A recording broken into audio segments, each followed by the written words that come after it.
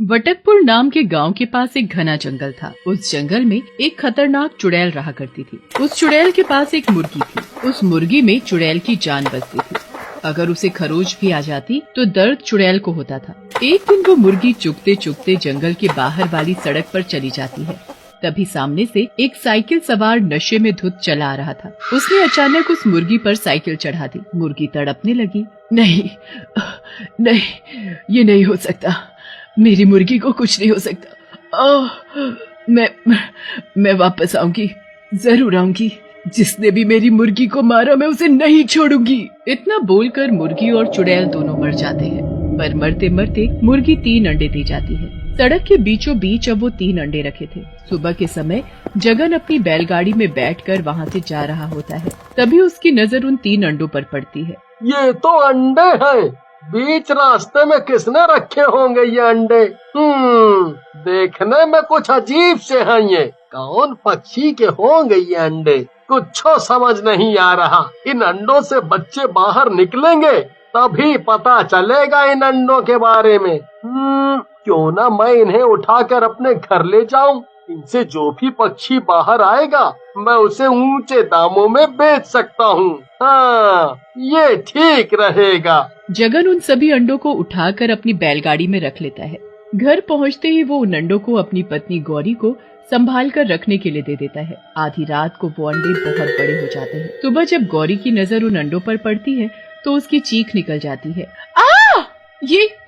ये अंडे कल तक तो इतने से थे, पर एक ही रात में उतने बड़े कैसे हो सकते हैं? सुनो जी जल्दी आओ यहाँ, देखो तो जरा। जगन दौड़ता हुआ आता है और वो भी हैरान रह जाता है उन अंडों को देखकर। आए, ये तो बहुत ही बड़े हो गए एक ही रात में। मुझे तो लगता है कि ये अंडे कोई मामूली अंडे नहीं है, ये कोई जादुई अंडे हैं। जरूर इनके अंदर कोई खास पक्षी निकलेगा।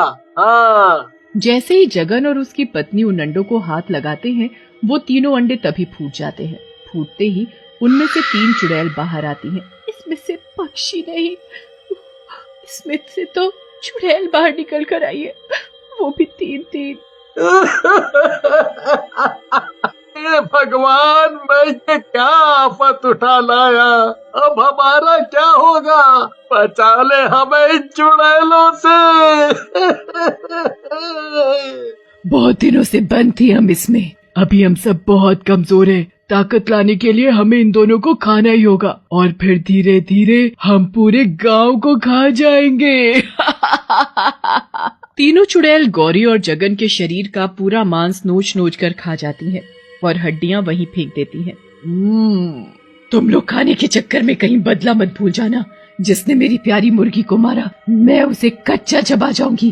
तभी तीनों चुड़ैल उन अंडों में वापस छुपकर बैठ जाती हैं। तीनों अंडे फिर से छोटे हो जाते हैं और रमन की मुर्गियों के अंडों के बीच पहुंच जाते हैं। थोड़ी ही देर में वहाँ रमन की पत्नी ललिता आती है सभी अंडे उठाने। ये क्या, अभी थोड़ी देर पहले तो यहाँ 8 अंडे थे पर अब 11 कैसे हो गए? मैं भी क्या सोचने लगी, ये तो अच्छी बात है, अंडे बढ़े ही हैं, घटे तो नहीं। ललिता एक एक करके सभी अंडे उठाकर टोकरे में रख देती है और उस टोकरे को उठाकर रसोई घर में। अगले दिन वो 3 अंडे बहुत बड़े हो जाते हैं। हाय दैया, इतने बड़े अंडे! सुनो जी, जरा रसोई घर में तो आइए जल्दी। ललिता की आवाज सुन उसका पति किशनलाल दौड़ा चला आता है। अरे क्या हुआ, ऐसे आवाज क्यों दी? ठीक तो हो ना तुम? मैं ठीक हूँ, जरा उधर देखो उधर। कल वो अंडे इतने से थे और आज इतने बड़े। ये अंडे ही हैं या कुछ और? ये तो वाकई बहुत बड़े बड़े अंडे हैं। मुझे तो लगता है इनसे जो मुर्गी निकलेगी वो भी इतनी ही बड़ी होगी जितने बड़े ये अंडे हैं। अब मुझसे सब्र नहीं होता, मुझे बड़ी मुर्गी देखनी है। मैंने कभी नहीं देखी इतनी बड़ी मुर्गी। ललिता और किशनलाल उन तीनों अंडों को तोड़ देते हैं। तीनों अंडों के टूटते ही उनसे चुड़ैल बाहर आ जाती है और किशनलाल की गर्दन पकड़ लेती है। चुड़ैल, चुड़ैल कोई बचाओ, यहाँ चुड़ैल है। हे भगवान, मैं अपने पति को कैसे बचाऊं? ललिता, ये अंडे चुड़ैलों के थे। इन चुड़ैलों के अंडे को तुम कहाँ से उठा कर लाई थी? अरे छोड़ दे वो चुड़ैल, छोड़ दे। अब तुम दोनों हमारी खुराक बनोगे। मैं सबसे पहले तुम दोनों की आंखें निकाल कर खाऊंगी। फिर भेजा। ललिता और किशनलाल कुछ बोलते उससे पहले ही तीनों चुड़ैल आपस में उन्हें तोड़ मरोड़ कर खा जाती हैं। अगले दिन कुछ औरतें कुएं पर पानी भर रही होती हैं। कई दिन से गौरी दिखाई नहीं दे रही, वो तो हमेशा हम सबसे पहले पहुंच जाती थी कुएं पर। मैं भी यही सोच रही थी, पता नहीं क्या बात है, जगन भाई भी दिखाई नहीं दे रहे कई दिन से। मुझे कुछ ठीक नहीं लग रहा, हमें उनके घर चलकर देखना चाहिए आखिर बात क्या है। हाँ तुमने सही कहा बहन, चलो अभी चलते हैं। मीनाक्षी और रेखा अपना मटका छोड़ गौरी के घर पहुँचते हैं। घर में घुसते ही वो दोनों हैरान रह जाती हैं और बहुत डर भी जाती हैं, क्योंकि उन दोनों ने वहाँ इंसान की हड्डियाँ पड़ी देखी। ये सब क्या है और ये हड्डियाँ कैसे आई? गौरी, गौरी कहाँ हो तुम? ये तुम्हारे घर में क्या हो रहा है? जल्दी आओ। मैंने पूरा घर अच्छे से देख लिया पर गौरी और जगन भाई कहीं नहीं दिखे। इसका तो ये मतलब है कि उन दोनों को किसी ने मार डाला है। शायद ये हड्डियाँ उन्हीं की हैं। ओह, इतनी बेरहमी से कौन मार सकता है इन्हें? जिसने भी मारा है इन्हें, ये उसने अच्छा नहीं किया, उसे तो सजा मिलनी चाहिए। हमें अभी सबको बताना होगा, चलो जल्दी। मीनाक्षी और रेखा पूरे गांव को इकट्ठा कर लेती हैं और उन सबको वो बताती हैं जो उन्होंने गौरी के घर में देखा। सबने देखा फिर उन हड्डियों को वहाँ पड़े हुए। गांव वाले आपस में बात कर ही रहे होते हैं, तभी चंदू हाफता हुआ आता है वहाँ। वो वहाँ किशनलाल के घर। क्या हुआ? आगे भी कुछ बोलोगे? हाँ, क्या हुआ किशनलाल को? ठीक तो है ना वो? मैं अभी उसके घर से ही आ रहा हूँ। वहाँ मैंने इंसानों की हड्डियाँ पड़ी देखी। मैंने किशनलाल और उसकी पत्नी को बहुत आवाजें लगाई पर वो मुझे कहीं नहीं दिखे। ऐसा कौन है जो हमारी पीठ पीछे ये सब कर रहा है? वो हमारे गांव के लोगों को बेरहमी से मार रहा है।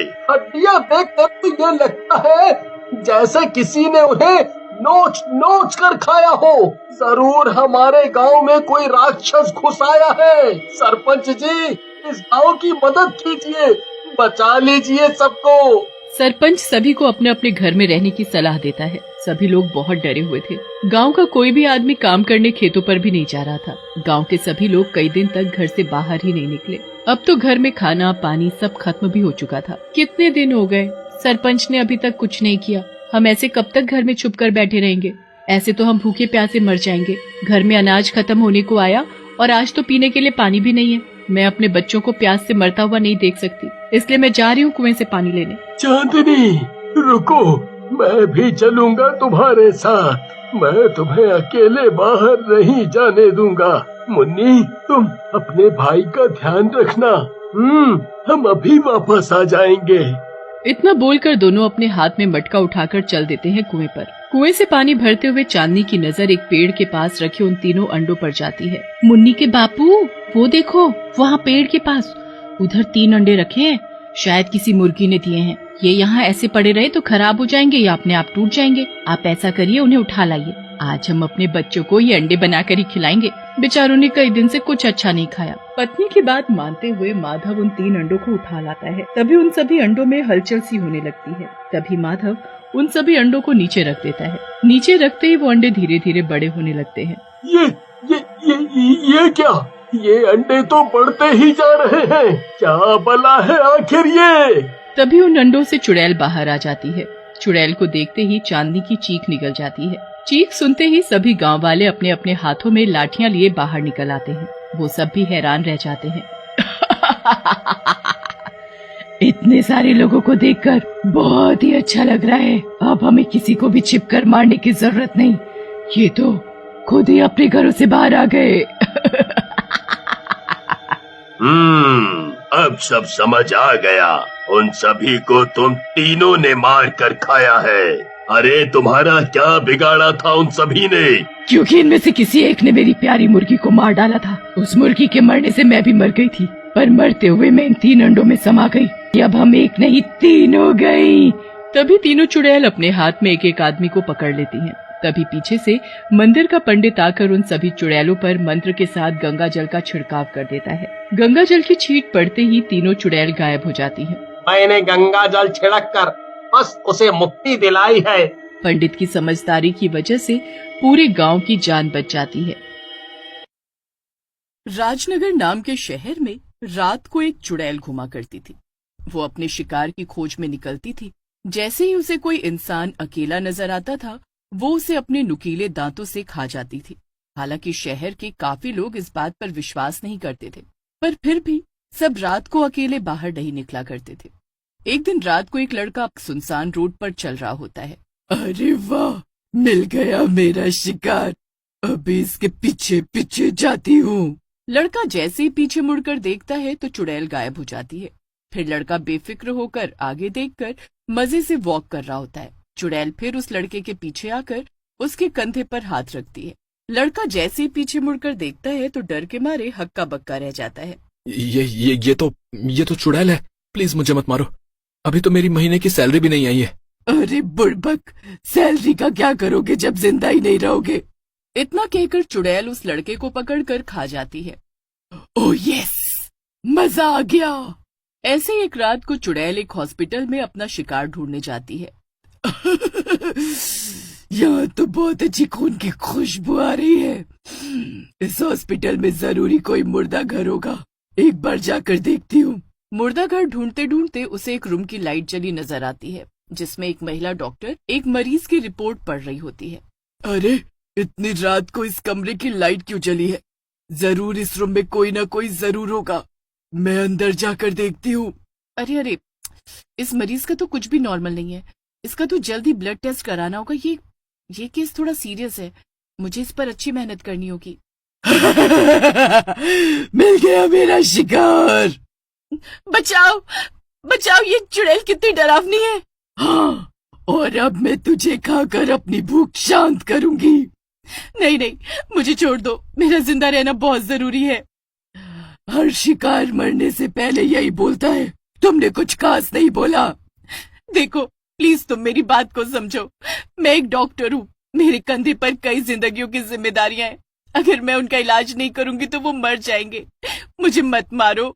अच्छा, बात तो तुम्हारी सही है। अगर तुमने मेरे बारे में सबको बता दिया और पुलिस ने मेरे पीछे तांत्रिक लगा दिया तो मैं तुम्हारा विश्वास कैसे करूं? मैं तुम्हारे बारे में कुछ नहीं बताऊंगी, मैं वादा करती हूँ, कभी किसी को तुम्हारे बारे में कुछ नहीं कहूंगी। बस तुम इस शहर से चली जाओ प्लीज।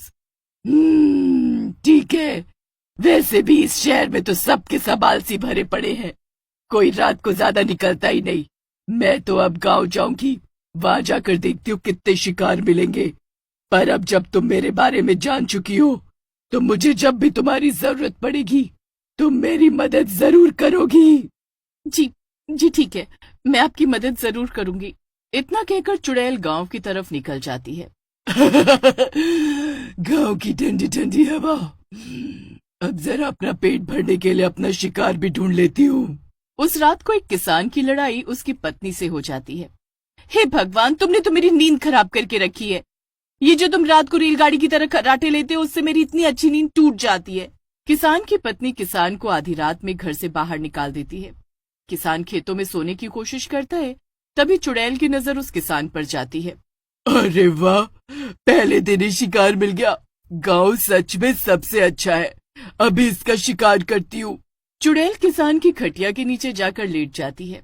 किसान नींद न आने की वजह से करवटें ले रहा होता है। करवट लेते लेते वो पेट के बल लेट जाता है और वो देखता है कि चुड़ैल उसकी खटिया के नीचे होती है। कैसा लगा मेरा सरप्राइज? चुड़ैल किसान की गर्दन पकड़कर उसे खाने लगती है। मजा आ गया, अब और शिकार ढूंढने जाती हूँ। ऐसे ही चुड़ैल हर रोज रात को गांव के काफी लोगों को खा जाती है। चुड़ैल का आतंक गांव में फैल जाता है और रात को सब दुबक कर अपने अपने घर में ही रहने लगे और बाहर नहीं निकलते थे। एक रात को चुड़ैल शिकार ढूंढने के लिए चक्कर लगा रही होती है। कितने दिन हो गए पेट भर के शिकार खाए नहीं, आज तो पेट जरूर भरूंगी, जैसे ही कोई दिखेगा उसे झपट कर खा लूंगी। तभी चुड़ैल को एक औरत की रोने की आवाज आती है। अरे वाह, किसी के रोने की आवाज आ रही है, मतलब शिकार यहीं कहीं है। चुड़ैल जाकर देखती है कि एक औरत रो रही होती है, साथ में उसका पति लेटा होता है। चुड़ैल जाकर उसको डराने की कोशिश करती है। मैं तुम्हें खा जा। अरे हमें कोई दिक्कत नहीं है, आप हमें खा सकती हो। वैसे भी अब जीने के लिए बचा ही क्या है, सब कुछ तो मेरा बर्बाद हो चुका है। इससे बढ़िया तो तुम्हारी भूख मिट जाएगी हमें खा के। चुड़ैल को आश्चर्य होता है कि वो औरत उससे डर क्यों नहीं रही। उसके अंदर ये जानने की जिज्ञासा जागती है कि उस औरत के साथ आखिर हुआ क्या है। तुम पहली ऐसी इंसान हो जो मुझसे डरी नहीं, बल्कि खुद मुझे खाने को बोल रही है। जरूर ही तुम्हारे साथ कुछ बुरा घटित हुआ है। मुझे बताओ क्या हुआ है तुम्हारे साथ। तुम मेरे साथ ये आदमी लेटा हुआ देख रही हो, ये मेरे पति हैं और इनकी हालत बहुत खराब है। हमारे पास इलाज करवाने के लिए 1 रुपया भी नहीं है। अरे तो तुम यहाँ बैठकर रो क्यों रही हो? किसी सरकारी अस्पताल में जाकर अपने पति का इलाज कराओ। तुम्हें क्या लगता है कि मैं सरकारी अस्पताल नहीं गई होंगी? मैं गई थी, पर वहाँ पर इलाज करने की कोई सुविधा ही नहीं है और अस्पताल में डॉक्टर छुट्टियों पर गए और वो भी जाने कितने दिनों के लिए। अगर गांव के सरकारी अस्पताल का ये हाल है तो बाकी सब कहाँ इलाज कराने जाते हैं? गांव के आधे लोगों की यही कहानी है। ये तो बहुत बड़ी समस्या है। बहुत हो गया मेरा शिकार ढूंढने का खेल। अब मैं तुम गांव वालों के लिए कुछ न कुछ जरूर करूंगी। चुड़ैल को शहर में मिली उस महिला डॉक्टर के बारे में याद आता है। चुड़ैल शहर जाकर उस महिला डॉक्टर से मिलती है। हेलो डॉक्टर जी, कैसी हैं आप? अरे ये चुड़ैल फिर आ गई। क्या हुआ, खुश नहीं हुई मुझे देखकर? नहीं, ऐसा तो नहीं कहा मैंने। बताओ कैसे आना हुआ तुम्हारा? मैं कुछ दिनों पहले गांव गई थी और वहाँ के अस्पताल की हालत बहुत ज्यादा खराब है। वहाँ डॉक्टर इलाज करने को नहीं है, जिसकी वजह से गांव के लोग जिंदा नहीं रह पाते हैं।